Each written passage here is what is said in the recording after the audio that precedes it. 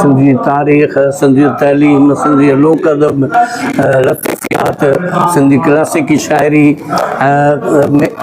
ऐं सिंध जी तारीख़ मागनि मकाननि ते तमामु वॾो कमु कयो आहे। ऐं उहो संदसि किताब जेके आहिनि सवनि जे तइदाद में मौजूदु आहिनि, जेके हुन तरतीब ॾिना आहिनि ऐं लिखिया आहिनि ऐं उन्हनि जी तज़ीन सूद संवार कई आहे।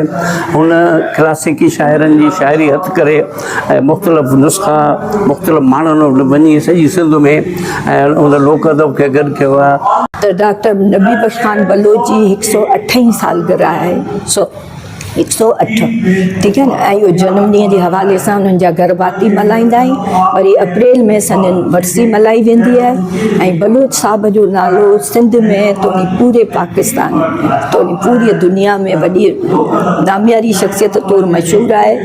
ऐं बलोच साहब सिंधी ॿोली अदब क़ौम ऐं सक़ाफ़त लाइ ऐं तारीख़ लाइ जेको कमु कयो या लतीफ़ियात में संदन तमामु वॾो कमु आहे। डॉक्टर साहब असांजा रहनुमा आहिनि ऐं सिंध जा उहे आलिम ऐं स्कॉलर आहिनि जिन खे दुनिया लेवल ते वॾी मञता हासिलु आहे। ऐं डॉक्टर साहब जन जा जेके बि तहक़ीक़ी कम आहिनि, जेके बि इल्मी कम आहिनि, उहे निहायती आला मयार जा कम आहिनि। ऐं असांखे खपे त असां डॉक्टर साहब जे उन्हनि कमनि मां इस्तिफ़ादो हासिलु कयूं, असां उन्हनि मां सिखूं ऐं असां गॾिजी कमु कयूं, इनफ़िरादी तौर ते बि कमु कयूं ऐं इज्तिमाही तौर ते बि असां डॉक्टर साहब जे कमनि खे अॻिते वधायूं। आहे डॉक्टर नबी बख्श खान बलोच जी 16 दिसंबर सालगिरह आहे, पर फैमिली जे तरफ़ां चोरींदे प्रोग्राम इन जे लाइ कयो वियो आहे त जीअं परे वारा माण्हू सभु शामिलु थी विया आहिनि।